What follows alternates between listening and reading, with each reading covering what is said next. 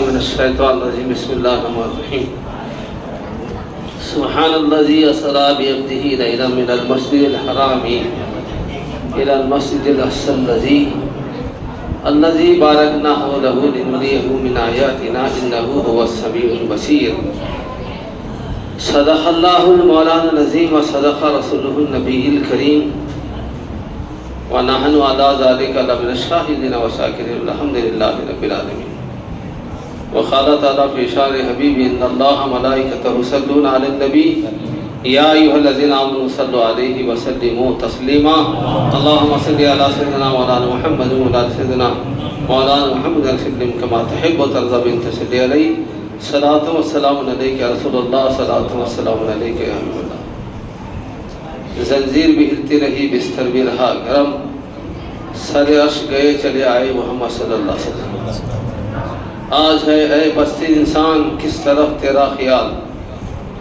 آج ہے اے پستی انسان کس طرف تیرا خیال چاند سے ہے دور کوسوں منزل اہل و خیال چاند سے ہے دور کوسوں منزل اہل خیال آج ان سائنسدانوں کو یہ سمجھائے کوئی آج ان سائنسدانوں کو یہ سمجھائے کوئی آج اے معراج ان کو یہ بتائے کوئی آج اے معراج ان کو یہ بتائے کوئی مہر عالم تاب بن کر جگمگانا ہے اگر مہر عالم تاب بن کر جگمگانا ہے چاند کیا ہے چاند سے بھی دور جانا ہے اگر چاند کیا ہے چاند سے بھی دور جانا ہے مگر حاضر دو ماہ طیبہ کے حسین دربار میں حاضر دو ماہ طیبہ کے حسین دربار میں سر جھکا دو سرور کونین کی سرکار میں سر جھکا دو سرور کونین کی سرکار میں منزل معراج انسان کا پتہ چل جائے گا منزل معراج انسان کا پتہ چل جائے گا چاند کیا ہے ان کے ملنے سے خدا مل جائے گا بے شک سبحان اللہ ہر قسم کی تعریف اس خدا وحدہ لا شریک کے لیے انگین درود و آقائے دو جہاں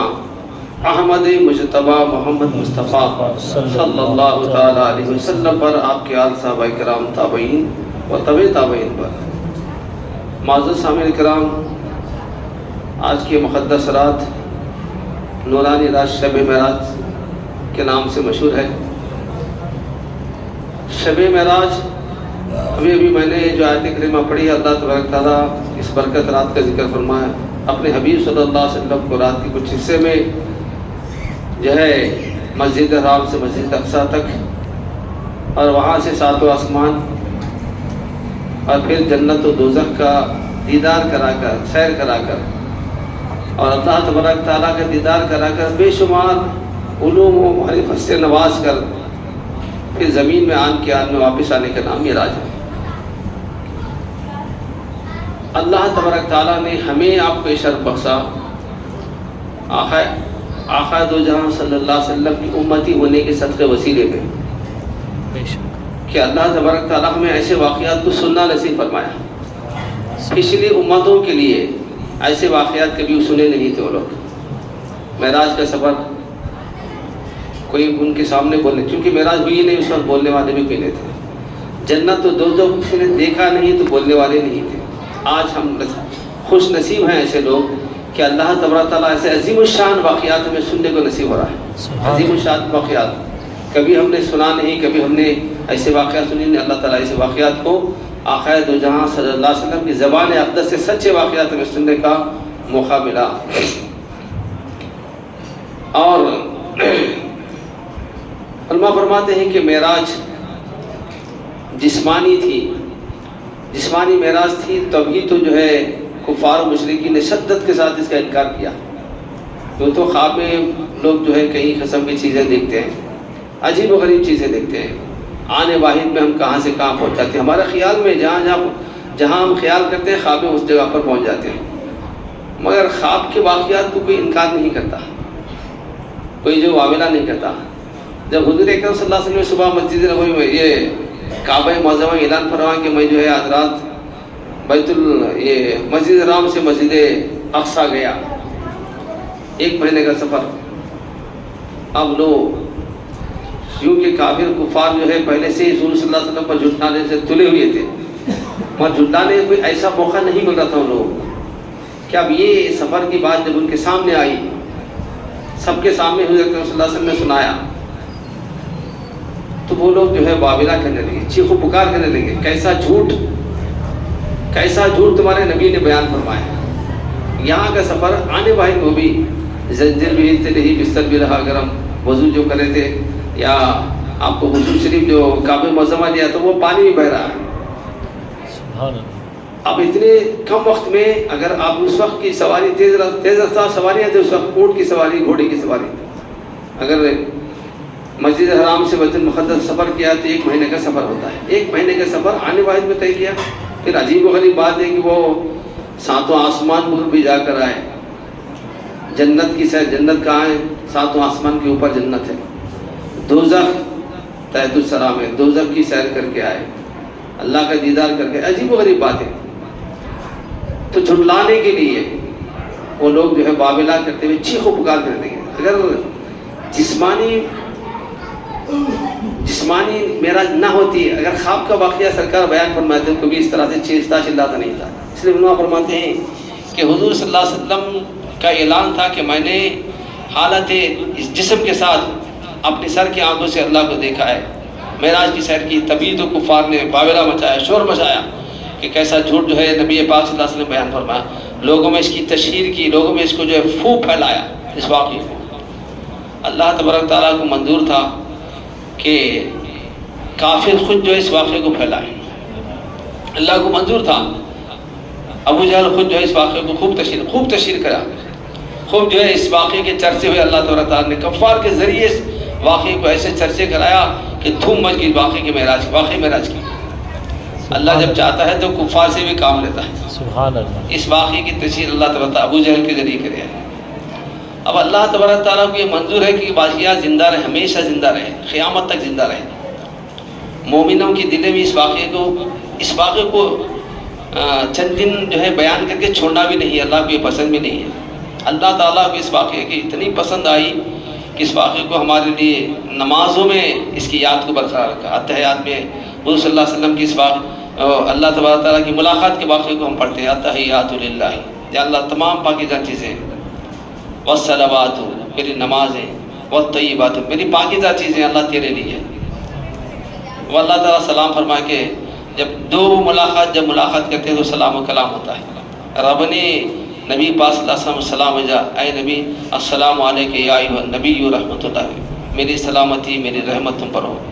حضور نے فرمایا کہ اللہ میری امت کو بھی جو ہے سلام، میری امت کو سلامت رکھے، قیامت تک جو سلامت رکھے۔ اللہ تعالیٰ کو یہ منظور نہیں کہ خود نبی پاک صلی اللہ علیہ وسلم جو ہے اللہ کی رحمتیں لیتے رہے، امت محروم رہے۔ تو اللہ نبی پاک صلی اللہ علیہ وسلم کے یہ گوارا نہیں کہ امت جو ہے اس کے سلام، اس کی رحمت سے محروم۔ تو اس واقعے کو اللہ نے ہمیشہ برقرار رکھا، ہر نماز میں ہم پڑھتے ہیں، اس کی یاد کو تازہ کرتے ہیں۔ فرمایا کہ میری اور معراج کیا ہے؟ تیز رفتاری کا نام، تیز رفتار سواری کا نام معراج، تیز رفتاری سواری ہے۔ اب علماء فرماتے ہیں کہ دیکھو اگر اللہ تبارک تعالیٰ اس واقعے کی ابتدا سبحان اللہ سے شروع فرمائی، اتنا عظیم الشان سفر، کروڑوں میل کا سفر ہے۔ آج اگر جو آپ کروڑوں میل جانا چاہ رہے ہیں تو کسی ہوائی جہاز میں سفر کریں آپ، اور دنیا میں اب تک کوئی ایسی سواری نہیں بنی کہ آنے واحد میں اب چلا یہاں سے چلے جائے وہاں چلے جائے، ایسا سواری اب تک نہیں بنی ہے۔ اور تا قیامت بنے گی بھی نہیں، کیونکہ معجزہ ہے، معجزے کا مقابلہ دنیا نہیں کر سکتی۔ دنیا پوری مل کر کرنا چاہے تو بھی نہیں کر سکتی، معجزے کا مقابلہ کرنا ممکن نہیں۔ تو یہ معجزہ دکھایا نہیں گیا بلکہ امت کو سنایا گیا ہے۔ یہ معجزہ دکھایا نہیں گیا، دوسرے معجزات تو دکھایا گیا۔ چاند کو 2 ٹکڑے کرتے ہوئے حضور صلی اللہ علیہ وسلم نے دکھایا، سورج کو پلٹاتے ہوئے دکھایا، درختوں کو بلاتے ہوئے دکھایا، کھنکریوں کو بولتے ہوئے دکھایا۔ مگر یہ معجزہ سنا معجزہ ہے، کسی کو دکھایا نہیں بلکہ سنایا گیا ہے۔ مگر کفار نے انکار کیا۔ سب سے پہلے ماننے والے اس عجیب و غریب واقعے کو سب سے پہلے ماننے سیدنا صدیق اکبر تھے۔ ابو جہل سنایا آپ کو بھی، دیکھو تمہارے نبر نے، تمہارے دوست نے کیا خبر اڑائی۔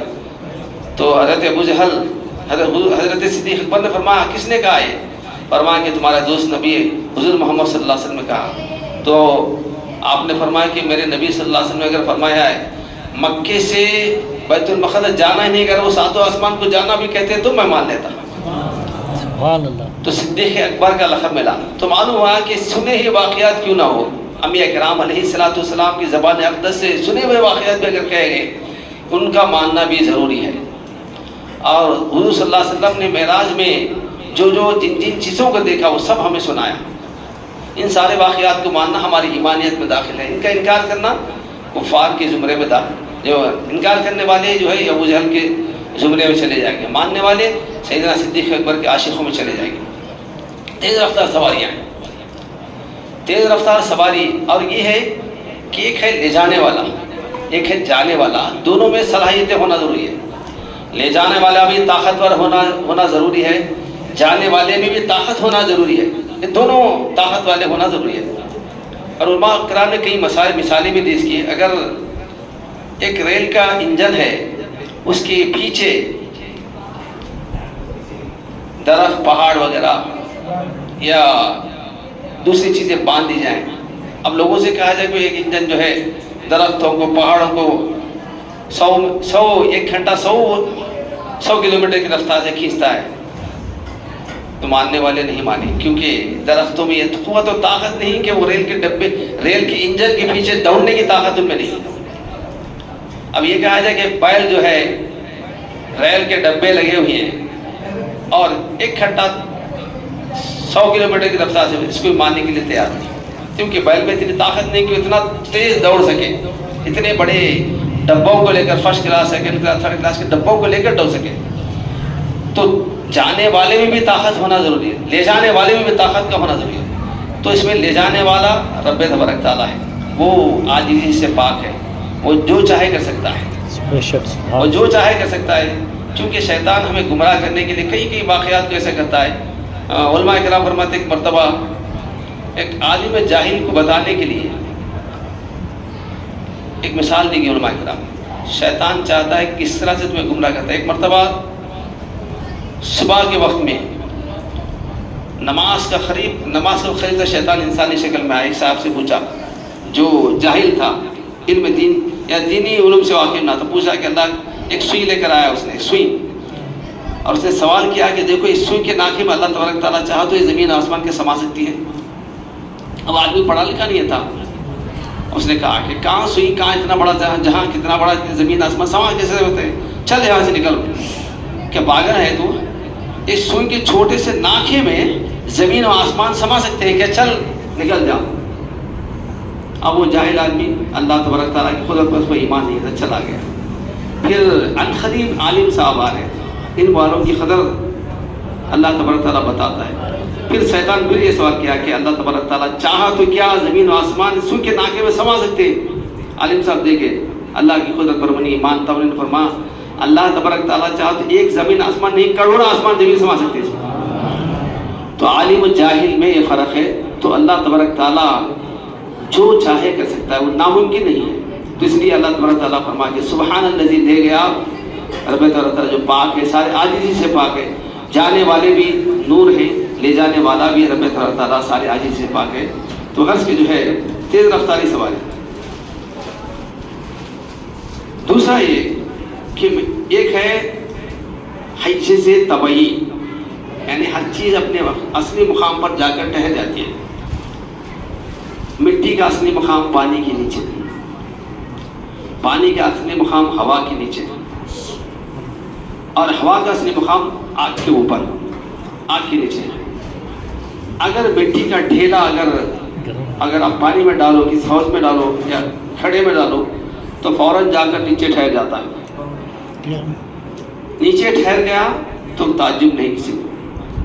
اگر وہی پانی کا ڈھیلا بجائے نیچے جانے کے اوپر آ کر تیرنے لگے یا ہوا میں اڑنے لگے تو سب تعجب کے ساتھ دیکھیں گے. اپنی فطرت کو بدل کر کس طرح سے انہیں جو ہے خلاف واقعہ کام کیا, بڑے تعجب کے ساتھ دیکھیں گے لوگ. ہوا ایک گیند بال کو بھر کر آپ جو ہے پانی میں ڈالیے تو پانی گیند میں وہ گیند تیرنے لگتا ہے, بال تیرنے لگتا ہے, نیچے نہیں جاتا. اگر نیچے جا کر بیٹھ گیا سب تعجب سے دیکھیں گے. پانی ہوا کا مقام تو ہوا پانی کے اوپر ہے, وہ نیچے کیسے چلا گیا. اپنی فطرت کو بدل کر کیسا کام کرنے لگا. تو لوگ جو ہے آگ جلانے کے وہ ٹھنڈی ہو گئی تو لوگ تعجب کریں گے اس کی فطرت کیسے بدل گئی. تو یہ حضور صلی اللہ علیہ وسلم، ہمارا ایمان ہے کہ حضور صلی اللہ علیہ وسلم اللہ کے نور ہے. نورانی مقام، نور کا مقام کیا ہے؟ عالم بالا. چاند، ستارے، سورج سب نورانی چیزیں ہیں، وہ سب کے سب عالم بالا میں اوپر ہے. اللہ تبارک تعالیٰ جب بھی کسی چیز کی قسم کھاتا ہے تو عجیب و غریب چیز کی قسم کھاتا ہے وہ. اب معراج کے جانے کا واقعہ بھی قرآن میں ذکر ہے، معراج سے واپس آنے کا بھی ذکر سورہ والنجم ہے. والنجم اذا هوى ما ضل صاحبكم اذا هوى. اے پیارے چمکتے تارے، تم جو ہے معراج سے واپس زمین پر آئے. چونکہ حضور اکرم صلی اللہ علیہ وسلم کا معراج کو جانا تعجب نہیں، بلکہ معراج سے واپس آنا تعجب ہے. کوئی آدمی اپنے اصلی مقام کو چھوڑ کر اگر وہ دوسرے مقام پر آ جائے تو تعجب کی بات ہے. گیند پانی میں تیرنے لگے تعجب نہیں، گیند پانی میں اندر جا کر ڈوب گئی تو تعجب کی بات ہے. تو حضور صلی اللہ علیہ وسلم کا عالم بالا سے معراج کو جاننا تعجب نہیں، بلکہ معراج سے واپس آنا تعجب ہے، چونکہ آپ کا اصلی مقام نورانی ہے، آپ اصلی مقام ہے. تو یہ بھی ہے کہ حضرت ادریس علیہ السلام کو جو ہے اللہ تعالیٰ نے معراج دی. حضرت ادریس علیہ السلام انبیاء کرام علیہ السلام بہت ہی عبادت گزار نبی تھے. آپ نے اتنی عبادت کی آپ کے چرچے فرشتوں میں ہونے لگے. فرشتے آسمان سے آپ کی زیارت کو زمین پر آتے تھے. ایک مرتبہ ایک فرشتہ آیا آپ کی زیارت کے لیے، پوچھا تو کہاں سے آیا؟ فرمایا کہ میں سورج کے 360 فرشتوں سے متعین فرشتوں میں سے ہوں، سورج کو چلانے والا فرشتہ ہوں. تو اللہ کی بارگاہ میں دعا کی، مولا سورج اتنا بڑا ہے، ساری زمین کو روشن کرنے والا، پوری دنیا کو حرارت دینے والا، جس کی حرارت سے دنیا کی بقا ہے، میں اسے دیکھنا چاہتا ہوں.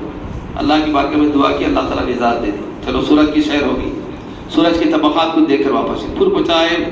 ادریس علیہ السلام اور بھی تمنا ہے آپ کی، فرما کہ اللہ میں جو ہے چاہتا ہوں کہ میری روح قبض کی جائے، جان کی سختی دیکھ کر اور تیری عبادت کروں.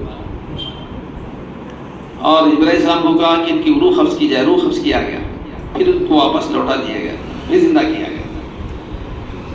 تو جان کی سختی دیکھ کر میں اور تیری عبادت میں مصروف ہو جاؤں. فرما کہ یا اللہ مجھے دوزخ سے گزار تاکہ میں دوزخ کی گرمی، حرارت، وہاں کے عذابات کو دیکھ کے تیری عبادت میں اضافہ کروں.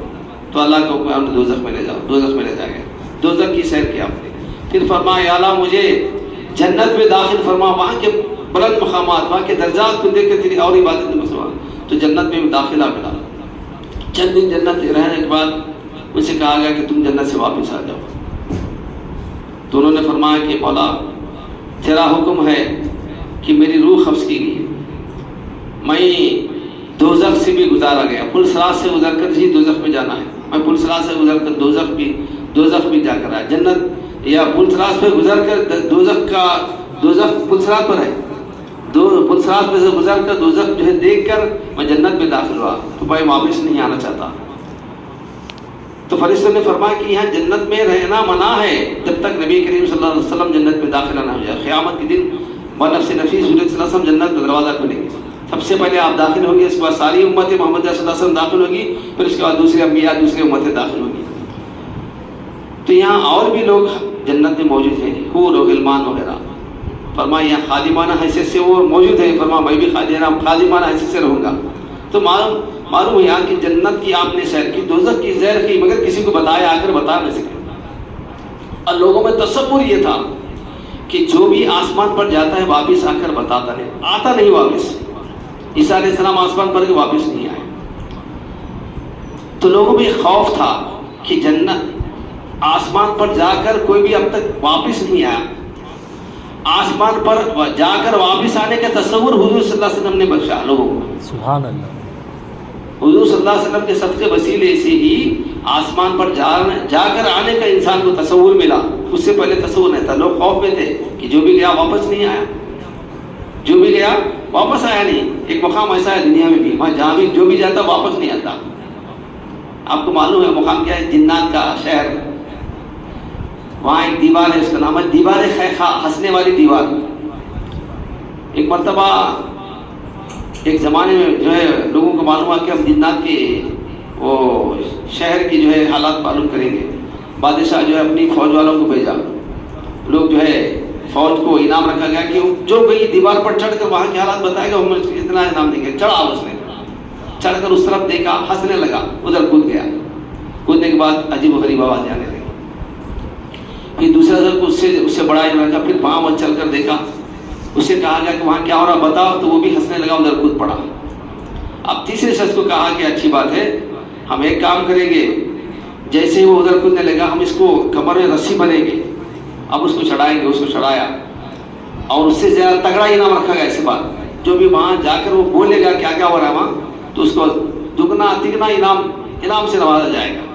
اب اس کو چڑھایا گیا، پھر ادھر وہ دیکھنے لگا، ہنسنے لگا، وہ ادھر اس طرف کودنے لگا، تو یہ لوگ رسی کھینچنے لگے. اب وہ کھینچنے میں آدھا ادھر چلا گیا، آدھا کٹ کر ادھر چلا گیا. تو اس کا نام ہی دیوار خیخہ. وہاں اب تک کوئی جاتا نہیں، اس پر جو چیز گئی واپس آتی بھی نہیں. تو لوگوں میں یہ تصور تھا کہ جو بھی آسمان پر جاتا واپس نہیں آتا. لوگوں میں خوف تھا. حضور صلی اللہ علیہ وسلم نے لوگوں کو آسمان سے جا کر آنے کا تصور بخشا. آج حضور صلی اللہ علیہ وسلم کیا کرم ہے کہ لوگ جو ہے آسمان پر جا رہے ہیں، آ رہے ہیں. تو ساری کائنات میں کوئی ایسا شخص نہیں دعویٰ کرنے والا کہ حضور صلی اللہ علیہ وسلم کی معراج سے علماء فرماتے ہیں کہ انسانیت کی معراج ہوگی. انسانیت کی، ہم انسان ساری مخلوقات میں، اللہ تبارک تعالیٰ کی مخلوقات میں فخر سے کہہ سکتے ہیں کہ ہمارے اندر ایک ایسا انسان پیدا ہوا ہے جو زمین پر رہتے ہوئے اس جسم کے ساتھ خاکی جسم کا آسمان پر گیا، آسمان کی سیر کر کے واپس بھی آیا. ساری انسانیت کے فخر کی بات ہے. اور انسانوں میں، انسانی جماعتوں میں، انسانی گروہ میں اگر کوئی شخص وزیر اعظم بنتا ہے، کوئی صدر بنتا ہے یا بادشاہ بنتا ہے، تو اس ساری قوم کا فخر اس کی وجہ سے اس کا سر اونچا ہو جاتا ہے. کہتا ہے کہ ہماری قوم والا، ہمارے خاندان والا بادشاہ ہے، آج ہمارے خاندان والا ہمارا وزیر اعظم ہے، ہمارے خاندان والا ہمارا جو ہے فرا وزیر ہے. تو اس قوم کا سر فخر سے اونچا ہو جاتا ہے. تو غرض کے جو ہے حضور صلی اللہ علیہ وسلم کی معراج سے جو ہے اللہ تبارک تعالیٰ معراج کے وسیلے سے ساری انسانیت کی معراج ہوئی. دوسرا یہ کہ معراج کیوں ہوئی؟ بہت سی وجوہات ہیں معراج ہونے کی. حضور صلی اللہ علیہ وسلم کی معراج کیوں ہوئی؟ اور اللہ تبارک تعالیٰ بلانا چاہتا ہے تو بیت المقدس سے بلایا، پھر آسمانوں کی سیر کرائی. اس میں کیا حکمت ہے آسمان کی سیر کرانے کی؟ انہوں نے فرماتے ہیں کہ بیت المقدس ایک ایسا مقدس شہر ہے، ایسے مقدس مسجد ہے جس میں سارے انبیاء کرام علیہ السلام وہاں جاتے رہے، وہاں عبادت کرتے رہے. وہ انبیاء کرام کا شہر ہی ہے. وہاں ابراہیم علیہ السلام، دیگر انبیاء کرام وہاں تھے. بنفس نفسی اپنے ہاتھوں سے سلیمان علیہ السلام، داؤد علیہ السلام اس کو باندھا ہے. تو بیت المقدس کی یہ تمنا تھی کہ میں نبی آخرت زمان صلی اللہ علیہ وسلم کو دیکھوں، ان کی زیارت کروں. یا یوں سمجھو کہ معراج کی رات حضور صلی اللہ علیہ وسلم کی معراج نہیں، ساری کائنات کی معراج ہوئی. معراج کے معنی کہ سب کو فضیلتیں دینا، درجے دینا، مقام دینا. اور مومن کی معراج کیا ہے؟ حضور کو دیکھنا ہے. بے شک، سبحان اللہ. اب آسمان میں ایسے فرشتے تھے جو زمین پر کبھی آتے نہیں تھے، وہ عبادت میں مصروف تھے، اپنے اپنے کاموں میں اللہ تعالیٰ نے مقرر کیا تھا. جیسے عرش کو ڈھونے والے فرشتے، اب ان کا آنا زمین پر آنا ممکن نہیں. بعض فرشتے دنیاوی انتظام میں، دنیاوی یا ہوا چلانے والے یا پانی برسانے والے، آسمان کی حفاظت کرنے والے فرشتے تھے. کروڑوں فرشتے ایسے تھے زمین پہ کسی طرح نہیں آتے. مگر رب تعالیٰ نے جب اعلان فرمایا کہ میں زمین میں خلیفہ بنانے والا ہوں، تو فرشتوں نے اعتراض کیا کہ تم زمین میں ایسے کو بناؤ گے تو زمین میں فساد پیدا گا. تو رب نے فرمایا انی اعلم ما لا تعلمون، میں جانتا ہوں تم نہیں جانتے. تو جب حضور صلی اللہ علیہ وسلم کی آمد کا اعلان ہوا، نبی پاک صلی اللہ علیہ وسلم دنیا میں اپنے محبوب صلی اللہ علیہ وسلم کی آمد کے بعد تو فرشتے تمنا کرنے لگے، یا اللہ تیرے محبوب کی زیارت ہم بھی کرنا چاہتے ہیں، ہماری بھی معراج ہو جائے. یا زمین و آسمان کا مکالمہ، آسمان کہنے لگا کہ اے زمین مجھ میں چاند تارے ہیں. زمین کہہ لے کہ مجھ میں جو ہے درخت ہے، پھول ہیں، گلہائے بوٹا ہیں. اور آسمان نے فخر کرنے لگا کہ مجھ میں فرشتے ہیں جو معصوم ہیں، ہمیشہ اللہ تعالیٰ کی عبادت، اس کی یاد میں مصروف رہتے ہیں، کبھی ایک لمحہ اس کی عبادت سے خالی نہیں ہوتے. مجھ میں ایسی مخلوق بسی ہوئی ہے جو ہمیشہ اس کی عبادت میں، اس کی یاد میں ہوتے ہیں. پھر زمین جو ہے اپنی صفات کا ذکر فرما. پھر آسمان نے کہنے لگا کہ مجھ میں عرش و کرسی ہے، تجھ میں کیا ہے؟ زمین خاموش رہی. جب حضور صلی اللہ علیہ وسلم کی آمد ہوئی زمین پر تو زمین جو ہے فخر سے جو ہے سر اونچا کر کے آسمان سے گرے. آسمان دیکھ ساری کائنات کا موجود، ساری کائنات جس کی تو فکر میں بنی وہ زمین پر پیدا ہوا، وہ یہی رہنے والا ہے نبی پاک صلی اللہ علیہ وسلم. تو آسمان جو ہے زمین کے سامنے شرمندہ ہوا. رب کی بارگاہ میں دعا کہ مولا میں تیرے محبوب کی زیارت مجھے کرا. تو رب تبارک تعالیٰ جو ہے اب وہ معراج کے واقعے کی تصدیق کرنے دلیل کیا، دلیل ماننے کے لیے دلیل ہونی چاہیے. تو دلیل کیا تھی؟ حضور صلی اللہ علیہ وسلم نے کبھی جو ہے بیت المقدس گئے نہیں تھے، سر کی آنکھوں سے اسے دیکھا نہیں تھا. تو رب نے مسجد حرام سے بیت المقدس لے جا کر بیت المقدس کو دلیل بنایا. اور کفار نے سوال بھی کیا کہ بیت المقدس کہ جو ہے کیا کیا چیزیں ہیں، اس کے دروازے کتنے ہیں، اس کی کھڑکیاں کہاں ہیں، کون کون سے راستے کہاں ہیں، سب نے بتا دیا حضور صلی اللہ علیہ وسلم. مگر تفسیر کے ساتھ دیکھا نہیں تھا. مگر رب نے جب لوگوں نے سوال کیا تو بیت المقدس رب نے آپ کے سامنے کر دیا. تو وہ پوچھتے رہے، سوال پوچھتے رہے، حضور صلی اللہ علیہ وسلم اس کا جواب دیتے رہے. سبحان اللہ. تو معراج کی دلیل بھی بن گیا بیت المقدس. اور ساتوں آسمان کی سیر کر کے حضور صلی اللہ علیہ وسلم نے سارے فرشتوں کو جو ہے اپنے دیدار سے نوازا. سب کے سب جو ہے سب کی سب فضیلت سب کے سب فضیلت والے ہو گئے. سب کی معراج ہوگی، سارے فرشتوں کی معراج ہوگی نبی پاک صلی اللہ علیہ وسلم کی دیدار سے. تو غرض کے معراج کا سفر، یہ حضور صلی اللہ علیہ وسلم کی معراج کا سفر جو ہے آسمان پر جانا نہیں ہے، لا مکہ پر جانا آپ کی معراج ہے. آسمانوں کو جانا وہ آسمانوں کی معراج ہے، فرشتوں کی معراج ہے وہاں کی. تو غرض کے جو ہے معراج میں کیا ہوا،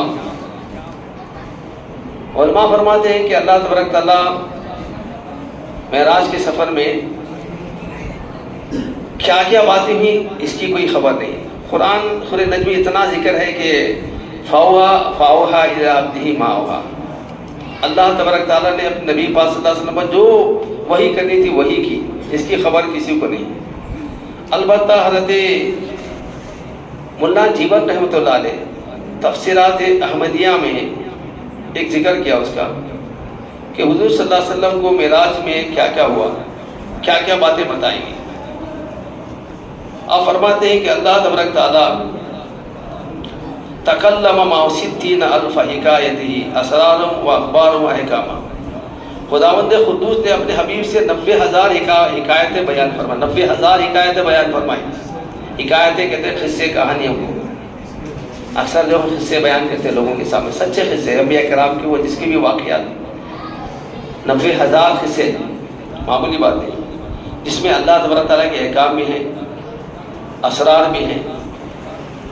دوسرا یہ کہ 50 وقت کی نماز فرض ہوئی ہے. دوسرا تحفہ ہے، جب بھی کسی کا مہمان جاتا ہے تو تحفے دیے جاتے ہیں. نبی پاک صلی اللہ علیہ وسلم کو اللہ نے معراج سے نوازا. معراج کیوں ہوئی یہ بھی ہے کہ سارے انبیاء کرام اللہ کی وحدانیت کے اعلان فرمایا. کسی نے دیکھا نہیں، جب تک کوئی دیکھ نہ لے اس شہادت کی تکمیل نہیں ہوتی. اللہ تعالیٰ کو یہ منظور تھا کہ سب جو ہے نا اس کی توحید کا اعلان سن کر کریں. نبی صلی اللہ علیہ وسلم کی شان نہیں کہ وہ سن کر کریں، دیکھ کر اعلان کریں. سبحان اللہ. ایک تو کلمے کی تکمیل ہوئی، دین مکمل ہوا، شہادت پوری ہوئی. دوسرا یہ کہ تیسرا یہ کہ ایک مرتبہ جبرائیل علیہ السلام حضور کی بارگاہ میں حاضر ہوئی ہے. فرمایا اے نبی صلی اللہ علیہ وسلم، آپ جو ہے رات میں سو رہے تھے، آپ ان کو جگا کر فرمایا کہ تم بیدار ہو جاؤ. جس کی امت اتنی گناہگار ہو وہ رات کو کیسے سوئے گا؟ تو فرمایا کہ میری امت کی گناہوں کی بخشش کے اسباب کیا ہیں؟ فرمایا تمہارے عبادت پر، تمہارے جاگنے پر منحصر ہے. تو نبی پاک صلی اللہ علیہ وسلم رات جا کر عبادت کرتے رہے پوری رات. فرمایا کہ کتنے پوری رات جاگو گے تو پوری امت کی بخشش ہوگی، آدھی رات جاگو گے تو آدھی امت کی بخشش ہوگی. حضور صلی اللہ علیہ وسلم فرمایا کہ پوری امت کی بخشش چاہتا ہوں. تو آپ پوری رات جا کر عبادت کرنے لگے، یہاں تک کہ آپ کے پائے مبارک متورم ہو گئی. اللہ تبارک تعالیٰ کی گوارا نہیں ہے. پھر وہ سورہ مزمل کی آیت کریمہ میں یا ایھا المزمل قم الليل الا قلیلا. اے کمرے اوڑھنے والے، جھرمٹ والے نبی صلی اللہ علیہ وسلم، آپ جو ہے پوری رات جاگتے ہیں. اتنی رات نہ جاگو بلکہ آدھی رات جاگو، رات میں تھوڑا جاگو، یا قرآن مجید کو ٹہر ٹہر کر پڑھا کرو. رب نے رات میں جاگنے کو تخفیف فرمایا، خود ہی بولنے والا خود ہی رکھے. تو حضور صلی اللہ علیہ وسلم امت کی بخشش کے لیے رات جاگ کر عبادت کے. پھر فرمایا کہ اتنی بڑی گناہگار امت کی بخشش کے اسباب کیا ہیں، تو رب نے فرمایا کہ نبی پاک صلی اللہ علیہ وسلم تم جو چاہتے ہو کہ تمہارے امت کے درجات کیا ہیں، اللہ تعالیٰ کیسی کیسی بخششیں ان کے لیے رکھا ہے، کیسے کیسے انعامات رکھا ہے، تم معراج کی رات میں دیکھو، تو معراج کی رات میں دکھایا گیا کہ کیا کیا ہونے والا ہے۔ دوسرا یہ کہ آپ شفیع المذنبین ہیں، شفاعت کرنے والے ہیں، اور کل قیامت کے دن سب سے پہلا وقت ایسا ہوگا کہ سب لوگ نفسی نفسی کہیں گے، سب لوگ جو ہے گھبراہٹ میں ہوں گے، خدا کے خوف طاری ہوگا، یہاں تک کہ عام انسان نہیں بلکہ انبیاء کرام پر بھی اللہ کا خوف طاری ہوگا۔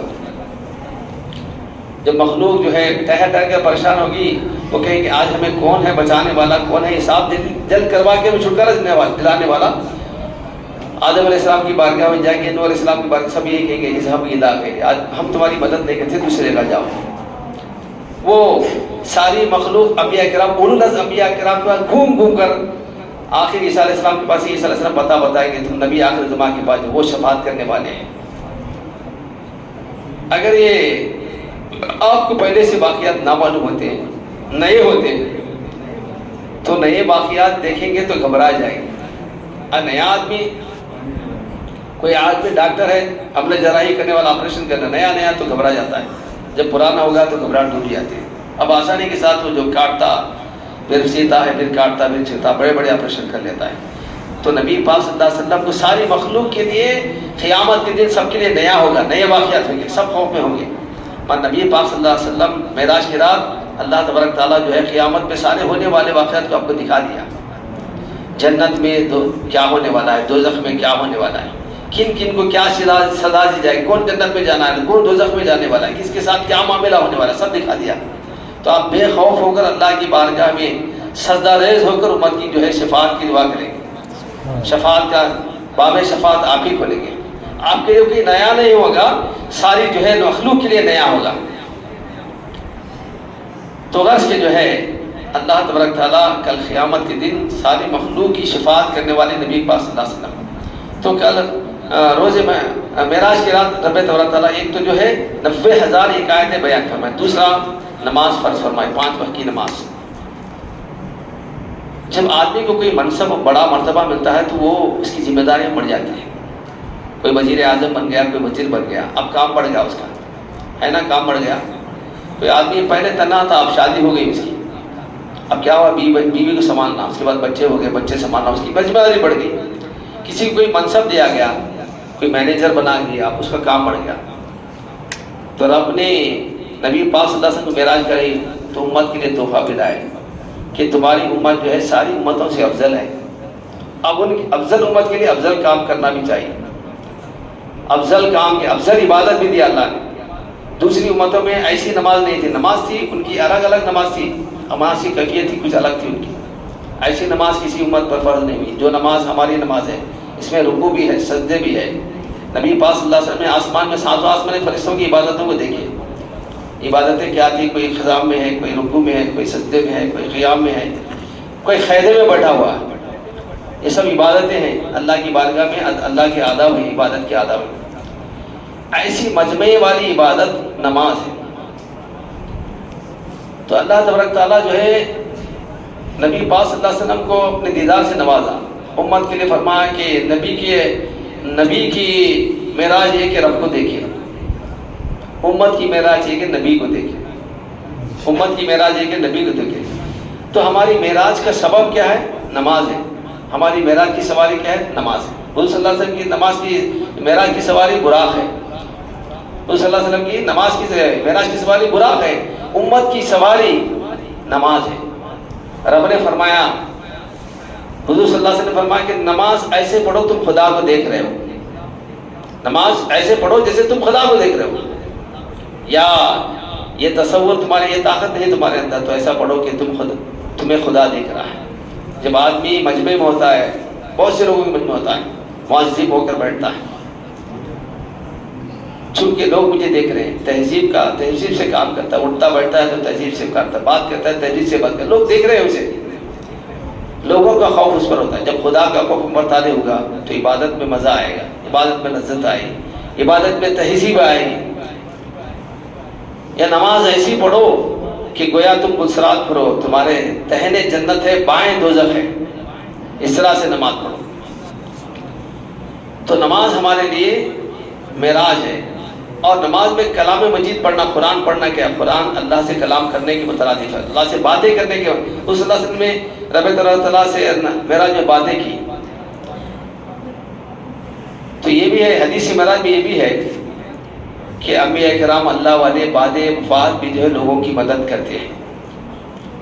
موسیٰ علیہ السلام کی وفات ہو کر کئی سال ہو گئے، معراج کی رات 50 وقت کی نماز پڑھی، اور حضرت موسیٰ علیہ السلام جب چھٹے آسمان پر تھے، آپ نبی پاک صلی اللہ علیہ وسلم 50 نمازوں کو تحفہ لے کر آئے، تو موسیٰ علیہ السلام نے فرمایا کہ کم کراؤ، تمہاری امت جو اتنی عبادت نہیں کر سکے گی، مجھے اپنی امت کا تجربہ ہے۔ تو پھر گئے، نبی پاک صلی اللہ علیہ وسلم کی شان دیکھو، موسیٰ علیہ السلام کوہ طور پر صرف رب کا جو ہے تجلی دیکھ نہ سکے، ذاتی تجلی نہیں، صفاتی تجلی دیکھ نہ سکے، اور نبی پاک صلی اللہ علیہ وسلم کی شان یہ ہے کہ پھر وہاں پھر رب کی بارگاہ میں حاضر ہوئے نماز کم کرانے کے لیے، پھر واپس آئے، پھر کم کراؤ، 9 مرتبہ گئے اب کی بارگاہ۔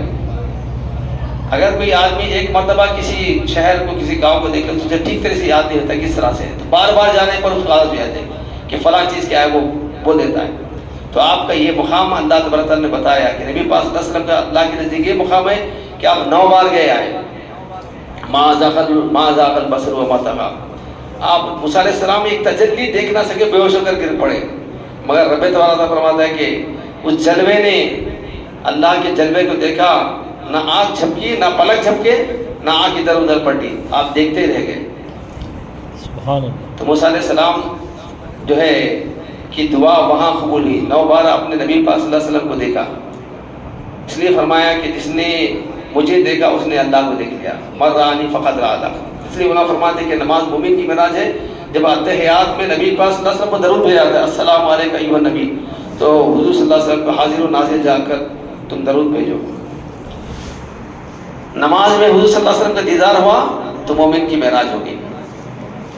تو عرض کے جو ہے معراج ایک عظیم الشان جو ہے واقعہ ہے۔ حضور صلی اللہ علیہ وسلم کا جو ہے کسی نبی کو یہ ایسا معجزہ، ایسی جو ہے مرتبہ نہیں ملا، صرف حضور صلی اللہ علیہ وسلم ملا۔ تو اللہ تعالیٰ کہ لنریہ من آیاتنا، میں اللہ تعالیٰ کے عجائب دکھاتے ہیں۔ تو حضور صلی اللہ علیہ وسلم کو 2 قسم کے معجزات میں، ایک ہے خصائص کبریٰ، خصائص صغریٰ۔ صغریٰ کے معنی چھوٹے معجزات، ایک خصائص کبریٰ، بڑے بڑے معجزات۔ بڑے بڑے معجزات کیا ہیں؟ اللہ تبارک تعالیٰ کا دیدار کریں، بڑا معجزہ کسی نبی کو حاصل نہیں ہے۔ جنت کا دیکھنا، دوزخ کا دیکھنا، یہ بھی خصائص کبریٰ میں داخل حضور صلی اللہ علیہ وسلم ہے۔ جنت کا دیکھنا، دوزخ کا دیکھنا، جنت کو دیکھ کر اس کے واقعات آ کے لوگوں کے سامنے سنانا، صحابہ کرام کے سامنے سنائے کہ جنت میں کس کس کے محل کیسے ہیں۔ حضرت بلال سے فرمایا کہ تم جنت میں میرے آگے یہ چل رہے ہو۔ حضرت عمر فاروق کا محل آپ نے دیکھا، ایک صحابیہ کا محل آپ نے دیکھا، یا دوزخ کی سائر فرمائی، دوزخ میں دیکھا کہ لوگ جو ہے بعض لوگوں کے اونٹ قینچیوں سے کاٹے جا رہے ہیں۔ پوچھا یہ کون ہے؟ فرمایا کہ رسول اللہ صلی اللہ علیہ وسلم آپ کی امت کے باعث ہیں۔ لوگوں کو تو جو ہے وعظ و نصیحت کرتے، خود عمل نہیں کرتے، اس لیے ان کے اونٹ قینچیوں سے کاٹے جا رہے ہیں۔ بعض لوگوں کو دیکھا کہ ان کے پیٹ بڑے بڑے ہیں، پہاڑوں جیسے بڑے، ان میں سانپ بچھو بھرے ہوئے ہیں۔ فرمایا کہ یہ لوگ کون ہیں؟ فرمایا کہ سود خوار ہیں تمہاری امت، اور کبھی اٹھتے ہیں تو گر جاتے ہیں۔ اور بعض لوگوں کو دیکھا کہ ان کے سر جو ہے پتھروں سے کچلے جا رہے ہیں۔ فرمایا کہ رسول اللہ صلی اللہ علیہ وسلم یہ کون ہے؟ فرمایا جبرائیل علیہ السلام نے فرمایا کہ یہ آپ کی امت کی بے نمازی ہے، جو اللہ کی بارگاہ میں جو سر نہیں جھکتا اس کا سر کچلا جاتا ہے۔ 5 وقت کی نمازیں رب نے فرض فرمائی، رب نے ہمیں پیدا فرمایا، ہمارا وجود بخشا، ہماری حفاظت کی ذمہ داری رب نے، ہماری صحت برقرار ہے، اور جب تک ہماری عمر ہے تب تک اللہ تبارک تعالیٰ ہمیں ہماری صحت کا خیال رکھتا ہے، فرشتے ہماری حفاظت میں ہے، اللہ کی حفظ و امان میں ہمیں ہیں، تو اس کی عبادت کرنا بھی ضروری ہے۔ جیسے دنیا میں ہم لوگ جو ہے کسی کے ہاں جو ہے ملازم کے طور پر رہ گئے، اب تنخواہ لے تو کام کرنا ضروری ہے، کام نہیں کریں گے تو کہے گا کہ کام چھوڑ، تنخواہ لیتا ہے کام نہیں کرتا، تو کام کا کرنا ضروری ہے، کام نہیں کریں گے تو تنخواہ نہیں ملے گی۔ تو دنیاوی وجود کی برقراری کے لیے دنیا میں کام کرنا ضروری ہے۔ تو رب نے فرمایا کہ میں نے تمہیں پیدا کیا، تم تو میری عبادت کرو. تو پیدا کرنے والے کی عبادت، کس کی عبادت کرو گے؟ تو اس کی عبادت کرنا ضروری ہے. عبادت نہ کرو تو مجرم کہلاؤ گے. رب نے فرمایا کہ نماز تم پر فرض ہے. اب ایسی نماز فرض ہے کہ کبھی جو ہے معاف نہیں ہے. بیمار ہے تو بھی پڑھنا چاہیے. اتنا بیمار ہے کہ وہ بستر پر پڑا ہوا ہے تو بھی بستر پر ہی نماز پڑھنے کا حکم ہے. ایسے اگر کوئی بیٹھ کر پچھاتا ہے بیٹھ کر نماز پڑھے، سو کر پڑھتا ہے سو کر پڑھے. حالت جنگ میں ہے تو بھی نماز خوف کا حکم ہے. ایک صف جو ہے بنا کر روز جو نماز پڑھے، دوسری صف جو ہے کفار کے حملے سے کہ بچاؤ کی طرف پر کھڑے رہے. نماز خوف، نماز کبھی معاف نہیں. یا ایسے مقام پر جائے جہاں پانی نہیں، وضو غسل نہیں ہے اس کا، تو تیمم کر کے نماز پڑھو. تو نماز معاف نہیں کسی صورت میں. اتنا بیمار ہے کہ وہ حل بھی نہیں سکتا تو اشارے سے نماز پڑھنے کا ہوگا. تو ایسی عظیم الشان عبادت نماز لوگ جو ہے اس سے دور بھاگتے ہیں. اللہ تبارک تعالیٰ ہمیں اپنے قرب کا ذریعہ بتا. اللہ تبارک تعالیٰ اتنا قریب ہوتا ہے نماز میں. حضور اکرم صلی اللہ علیہ وسلم نے فرمایا کہ بندے کے رب تعالیٰ اتنا قریب ہوتا ہے نماز میں کہ اتنا قریب دوسری عبادت تم سے نہیں ہوتا. پھر علماء فرماتے ہیں کہ جب کوئی چیز جو وہ اندھیرا اجالے کے قریب ہو گیا، کیا اندھیرا باقی رہ سکتا ہے؟ چلے جاتا. جہالت اگر علم کے قریب ہوگا، اگر کوئی جاہل آدمی ہے اسے علم آ گیا تو جہالت چلی جاتی ہے. پیاسا تھا پانی کے قریب ہو گیا، پیاس بجھ جاتی ہے. بھوکا تھا کھانے کے قریب ہوا تو کھانا مل جاتا ہے تو بھوک کو پیاس مٹ جاتی ہے. تو نماز ہی بحالت نماز اللہ کے قریب ہے. اللہ تبارک تعالیٰ علیم بذات الصدور ہے. اللہ تعالیٰ ان اللہ علی کل شیء قدیر ہے. تو اس لیے ہر مصیبت کے وقت جو ہے حضور صلی اللہ علیہ وسلم نے لوگوں کو نماز کی تلقین فرمائی کہ تم نماز میں ہو جاؤ. نماز قرب خداوندی کا ذریعہ ہے. تو ہمارے اسلاف، ہمارے بزرگان دین جب بھی مصیبت آتی، ایسی مصیبت حالت جنگ میں وہ نماز میں تھے. کربلا معلّہ میں 72 تیر کھانے والے یا زخمیوں سے چھلنی ہونے والے، نماز کا وقت آیا تو اب نماز میں سجدے میں سر رکھ کر جو سر کٹا لیا. تو ہمارے لیے مثال ہے کہ ہمارے بزرگان نے دی. اور جن جن لوگوں نے اس نماز کو اپنایا، اللہ تبارک تعالیٰ انہیں بڑے شان والے بنایا، بڑے مرتبے والے بنائے. فرید گنج شکر ان کی ماں والدہ نے بچپن ہی سے نماز کی عادت ڈالی اور ہم یہ ترغیب دلائی کہ ہمارے بچوں کو جو ہے کچھ دے کر نیک عمل کی طرف ترغیب دلاؤ. حضور صلی اللہ علیہ وسلم کی بارگاہ میں بھی حضرت فاطمہ زہرا حاضر ہوئی کہ وہ کام کر کر ان کے ہاتھوں میں گھٹے پڑ گئے تھے. خود جو ہے کنویں سے پانی لانا، جھاڑو دینا، چکی پیسنا وغیرہ. حضرت علی نے مشورہ دیا کہ تمہارے والد کے پاس بہت سے غلام لونڈی آئے ہوئے ہیں، جاؤ ان کر لے کر آ جاؤ. کسی ایک لونڈی کو لا لو، کسی کنیز کو لا لو، تمہارے کام میں آسانی ہو جائے گی. تو حاضر ہوئے، دیکھا کہ بہت مجمع تھا، گڑبڑ تھی، واپس آ گئے. پھر حضور اکرم صلی اللہ علیہ وسلم نفس معلوم کیا کہ فاطمہ زہرا آ کر چلی گئی. تو آپ نے پوچھا کہ تم کیوں آئی ہو؟ فرمایا کہ رسول اللہ مجھے حضرت علی کرم اللہ حضور کے لیے مشورہ دیا تھا، میں لونڈی مانگنے آئی تھی. تو حضور نے فرمایا اسے بہتر چیز نہ دوں تمہیں. فرمایا کہ تسبیح پڑھو 30 پر 3 مرتبہ اللہ اکبر، 30 پر 4 مرتبہ اللہ اکبر، الحمدللہ 30 پر 3 مرتبہ، سبحان اللہ 30 پر 3 مرتبہ پڑھو. عبادت کا شوق دلائے. اگر لونڈی غلام مل جاتے تو کیا ہوتا معلوم ہے؟ آدمی جو ہے وہ کام چور ہو جاتا ہے. ہمیں کام چور مسلمان بنا نہیں، آپ عبادت گزار مسلمان بنا ہے، اللہ کے فرما بردار مسلمان بنا ہے. ہمارے بزرگان دین نے حالت مصیبت میں جب بھی ان کے بارے میں آ کر عرض کیا تو وہ پہلے عبادت کرنے کا حکم دیے. ایک بوڑھے شخص میاں بیوی آ کر حضور کے بارے میں حاضر ہوئی ہے. رسول اللہ صلی اللہ علیہ وسلم بوڑھے ہیں، ہمیں غربت کا دور ہو رہا ہے ہم پر. ایک بچہ جوان تھا، ہماری کفالت کا ذریعہ، ہماری پرورش کا ذریعہ تھا. کفار اسے بھی خرید کر کے لے گئے. اب ہماری ذریعے معاش کچھ بھی نہیں ہے. حضور نے فرمایا کہ تم جاؤ، لا حول ولا قوت الا باللہ العلی العظیم کثرت سے پڑھو. وہ پڑھنا شروع کیے چند دن میں، اور ان کا بچہ جو ہے کافی جو ہے غفلت میں رہ گئے. 4000 بکریاں جو ہے وہاں سے ہکال کر مدینہ منورہ لے کر آئے. حضور کی بارگاہ میں حاضر ہوئی. حضور صلی اللہ علیہ وسلم نے فرمایا کہ یہ بکریاں اللہ تعالیٰ نے بطور انعام تمہیں دیا ہے. تو حضور صلی اللہ علیہ وسلم نے بوڑھے مسلمانوں کے لیے جو مصیبت زدہ تھے وہ آئے تو آپ نے خود دعا نہیں فرمایا بلکہ وہ اللہ تبارک تعالیٰ کی یاد اس کی ذکر کی ترغیب دلائی لوگوں کو. تو ہم جو ہے آج عبادت سے بھاگتے ہیں، کب تک بھاگیں گے؟ آخر کار اللہ تبارک تعالیٰ ہمیں ایک نہ ایک دن اللہ کی بارگاہ میں حاضر ہونا ہے. اس لیے علماء فرماتے ہیں کہ آنے میں کبھی انسان کا جو ہے آنے میں نہ ہمارے اختیار ہے، جانے میں نہ اختیار ہے. پیدا ہونا ہمیں وقت سے پہلا کوئی پیدا ہونا چاہتے ہیں تو کیا پیدا ہوگا؟ ہمارا اختیار ہے. پھر وقت سے پہلے کوئی مرنا چاہے تو بھی نہ مرے گا، وہ بھی ہمارا اختیار ہے. نہ آنے میں ہمارے اختیار ہے نہ جانے میں ہمارے اختیار ہے. تو چند اختیارات ہمیں دیے ہیں، وہ بھی جو ہے اللہ کی عبادت سے غافل ہو کر یہاں سے بھاگ رہے ہیں لوگ. کب تک ہم ایک نہ ایک دن جو ہے اللہ کی بارگاہ میں حاضر ہونا، خود نہیں جائیں گے تو لوگ اٹھا کر لے جا کر اللہ کی بارگاہ میں حاضر کریں گے. آنے کا راستہ ماں کا گود ہے، جانے کا راستہ خبر ہے ہمارا. یہ دو ہی راستے ہیں. تو اس لیے اللہ تبارک تعالیٰ 5 وقت کی نماز ہم پر فرض کیا، 5 وقت کی نماز. اور جن جن لوگوں نے نماز کو اپنایا اللہ تعالیٰ ان کے اتنا بلند کیا، ان کی بلندی کو آپ ہمیں دیکھتے ہیں. تو سورج جس طرح سے سورج کو دیکھنے سے ہماری ٹوپی گر جاتی ہے، اس طرح اتنا اللہ بلند ان کا مقام ہے اللہ تعالیٰ. جو لوگ نمازوں کو اپنائیں، ہمارے بزرگان دین ہمیشہ اللہ کی یاد میں، اس کی عبادت میں مصروف رہے.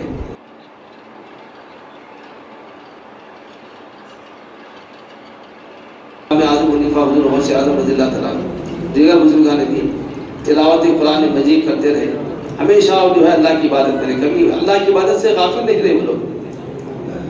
تو ہمارے بزرگان دین ایسے ہیں کہ وہ باعمل مسلمان اور اللہ کے سچے فرما بردار مسلمان تھے. جھوٹے مسلمان نہیں، کامچور مسلمان نہیں تھے. وہ اللہ تبارک تعالیٰ کے باعمل مسلمان، 5 وقتہ نماز کے علاوہ دیگر عبادات کرنے والے مسلمان تھے. تو عرض کی جو ہے آج کی رات جو ہے کہ عبادتوں میں ہے. تو حضور اکرم صلی اللہ علیہ وسلم نے حضرت سلمان فارسی رضی اللہ تعالیٰ عنہ کو فرمایا، اے سلمان، رجب کا مہینہ آ گیا ہے، تم اللہ کی عبادت کرو، اللہ کی عبادت کرو.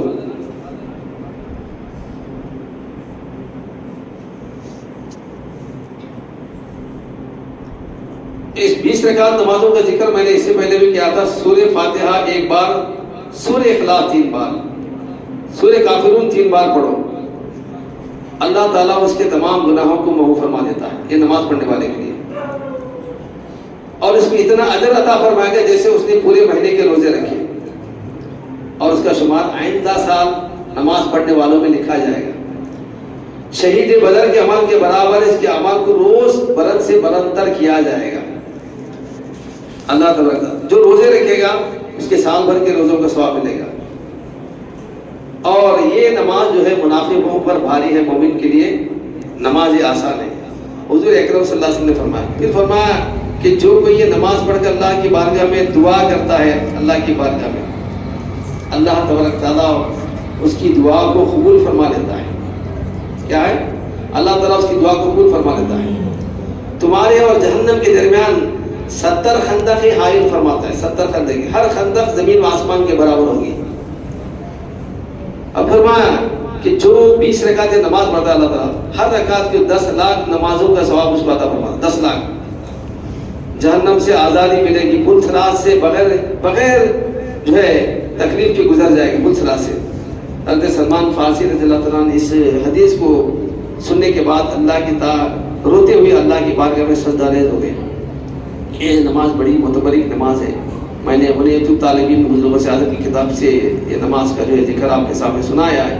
آپ سے گزارش ہے کہ اللہ تعالیٰ ہم سب کو جو ہے 5 وقتہ نمازوں کی پابندی کرنے کی توفیق عطا فرما. 5 وقتہ کے علاوہ اللہ تعالیٰ ہمیں بھی اور نفل نمازیں یا دیگر عبادتیں کرنے کا شوق ہمارے اندر پیدا فرما، ذوق ہمارے اندر پیدا فرما. یا اللہ ہمارے عبادتوں کرنے کی طاقت و قوت ہمارے اندر پیدا فرما. ہم عبادت سے اکتا نہ جائیں، عبادت سے نہ گھبرائیں، بلکہ شوق کے ساتھ. اور اس دنیوی کام کمانے میں شوق ہوتا ہے ہمارا، ابھی کمانا، اس طرح سے دنیوی کام یعنی عبادت کا شوق ہمارے اندر پیدا ہوتا ہے. اور دوسرا یہ کہ عبادت کی لذتیں پیدا فرما. جیسے کھانے پینے میں، اچھے کھانے میں لذت ہوتی ہے، ایسے اللہ تعالیٰ تیری عبادتوں میں لذتیں پیدا فرما. یا اللہ تیری عبادتوں میں کیف و سرور پیدا فرما. ہمیں باعمل مسلمان بنا، नाफरमान मुसलमान ना बना, सच्चा मुसलमान बना, पक्का मुसलमान बना। या अल्लाह तेरे महबूब सल्लल्लाहु अलैहि वसल्लम की हर अदा को अपनाने की तौफीक अता फरमा। आज की मुक़द्दस रात के रहमतों से, बरकतों से, अज़मतों से हम सबको मुस्तफ़ीज़ फरमा। आज चंद जो है इबादतों का जिक्र है, इसमें चंद इबादतें कि 4 रकात 12 रकात नमाज है। हर रकात में अलहम्द के बाद सूरह क़दर 1 बार, सूरह इखलास 3 बार, बाद नमाज 100 बार जो है सूरह कलमा सुवम अस्तग़फ़ार दुरूद शरीफ पढ़े, जो दुआ मांगे अल्लाह ताला खुद फरमाया। 6 रकात 3 दुगाने, हर रकात में अलहम्द के बाद सूरह इखलास 7 बार और बाद नमाज दुरूद शरीफ 50 बार पढ़े। हाजात दीनी दुनियावी पूरे होंगे। 2 रकात नमाज, पहले रकात में अलहम्द के बाद सूरह फील 1 बार, दूसरी रकात में सूरह कुरैश 1 बार पढ़े, अल्लाह ताला सवाब अज़ीम पाएगा। अभी 2 रकात है बानियत हदिया रसूलुल्लाह सल्लल्लाहु अलैहि वसल्लम। हर रकात में अलहम्द के बाद 27 मरतबा सूरह इखलास पढ़ने का है। हुजूर पुन्नू सल्लल्लाहु अलैहि वसल्लम पर 27 मरतबा दरूद पाक पढ़े कि अल्लाह तबारक ताला उसकी हाजतों को पूरी फरमाएगा।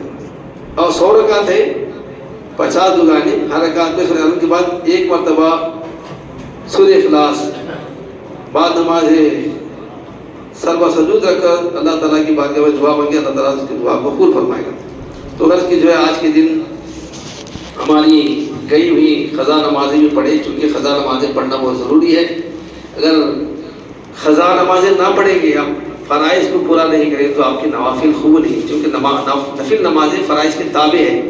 जब तक आपकी फ़र्ज़ पूरी ना होगी नफिल खूब ना होगी। इसलिए हमारे अक्सर हज़रात जो है फ़र्ज़ नमाज़ ही नहीं पढ़ते, तो फ़र्ज़ नमाज़ों को पूरा करो। आज की रात जो है ख़ज़ा नमाज़ें पढ़ो, अपनी फ़र्ज़ नमाज़ों को पूरा करो, उसके बाद नफिल पढ़ो। अल्लाह तबारक ताला से दुआ है कि अल्लाह तबारक ताला मुझे आप सबको जो है इस मुक़द्दस रात की रहमतों से, बरकतों से, अज़मतों से मुस्तफ़ीज़ फरमा।